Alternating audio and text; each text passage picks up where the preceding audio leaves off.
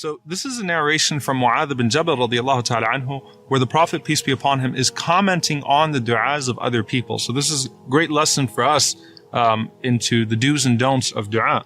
So he says that the Prophet ﷺ heard a man supplicating, and he asked Allah subhanahu wa ta'ala, he made in his supplication, Allahumma inni as'aluka tamama ni'ma. Oh Allah, I ask you for the completion of a blessing, or the full completion of the blessing. Okay, an-ni'ma is the blessing. So the Prophet, peace be upon him, said, well, what do you mean by that?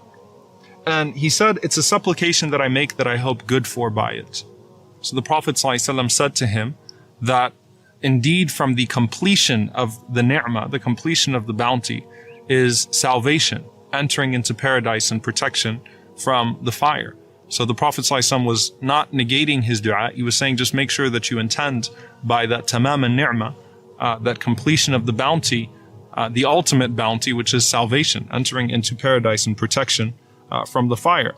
Then the Prophet ﷺ walked by another man, and he heard this man calling out, Ya dhal jalali wal ikram, O possessor of majesty and honor, which is one of the ways that the Prophet, peace be upon him, used to call upon Allah, Ya dhal jalali wal ikram, O possessor of majesty and honor.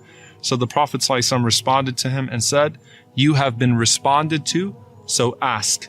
Then the Prophet ﷺ heard a man making a dua, Allahumma inni as'aluka as-sabr. Oh Allah, I ask you for patience. I've gotten asked this question many times. Can I ask Allah for patience? Is it a good thing to ask Allah for patience? So, oh Allah, I ask you for patience.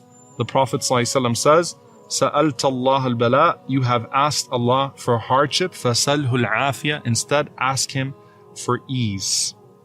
There's a lot in this dua, a lot to unpack. You have asked Allah for test and trial, instead ask Him to be spared. How do we reconcile this? Don't we want to be from as-sabirin? Don't we want to be from those who are patient and attain the level of patience? Didn't the Prophet ﷺ say that Allah has never given a servant of His a gift that is more expansive and more comprehensive than a sabr, than patience? So why would the Prophet ﷺ say to this man, don't ask Allah for patience, instead ask Allah for al-afiyah?